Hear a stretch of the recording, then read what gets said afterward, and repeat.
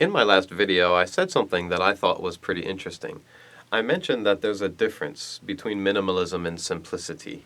And because I think that's something important for us to consider, I wanted to touch and feel on that subject just a little bit more.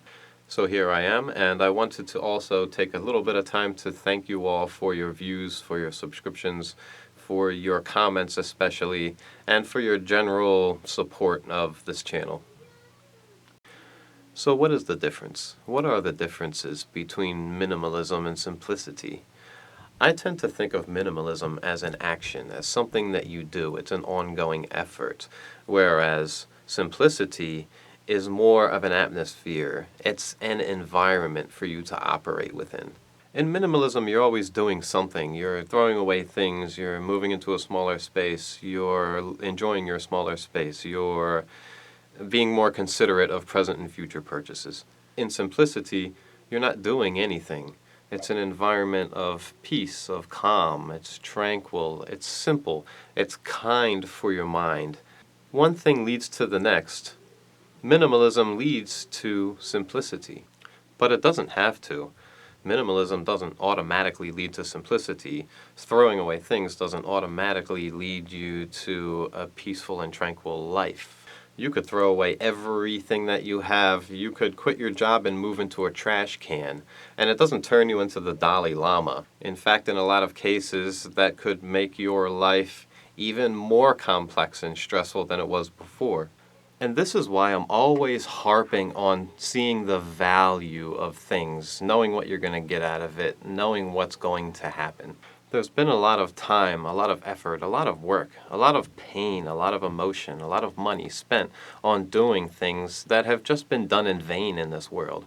Because a lot of people take action in minimalism without having a goal or without seeing the value attached to the actions that they're taking, they end up the same person with the same attitude, the same mind frame, the same psychic or mental environment. They just have less stuff. And so, the action of minimalism doesn't automatically lead you to the environment of simplicity. Also, simplicity is not necessarily derived from the action of minimalism. The action of minimalism doesn't have to be a derivative of any value whatsoever. And simplicity is not always valuable. Imagine for a moment that you live in a sprawling estate. You've got so much money, cars, jets, humongous rose garden, dining room table, service for 26. But you don't need to earn any of that money. The money is already in trust. You eat the same thing for breakfast, eggs, salad for lunch, steak for dinner every night. You fly to Bermuda once a week to go pick coconuts. This can't be looked upon as a minimalistic life, but it can be looked upon as a simplistic life, which leads me to my next point. There's a huge similarity between minimalism and simplicity, that neither one, by themselves or together, is a means to an end. Just because you've succeeded in your minimalist goals doesn't mean that you've created for yourself an environment of simplicity. Just because you've created for yourself an environment of simplicity doesn't mean that you know what to fill that space with.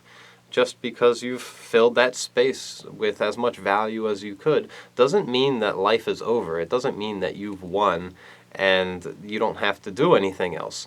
There's always something next. And this is why I'm always stressing seeing the value of things. Because when you see the value of things, you can attain that goal. You can get that value from things that you do, such as minimalism, creating a simplistic environment for your life so that you can fill that simplistic environment with things that will help you to progress in life. And once you reach those goals, once you have those values can take you to another value system where you're not starting over, but where you're consistently and constantly progressing.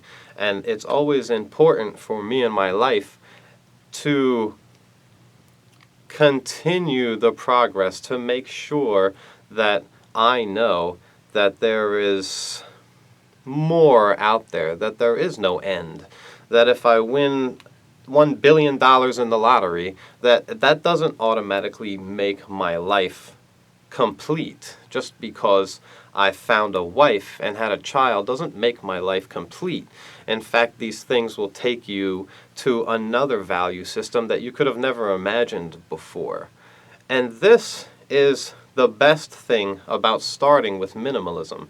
It is a fantastic and wonderful and easy catalyst to begin a life that will take you into spirituality and beyond. And even if you live a spiritual life on earth and you die in faith and an angel takes you and your soul and your memories and your personality takes you to heaven, that doesn't mean that now you're sitting in the clouds playing harps and trumpets.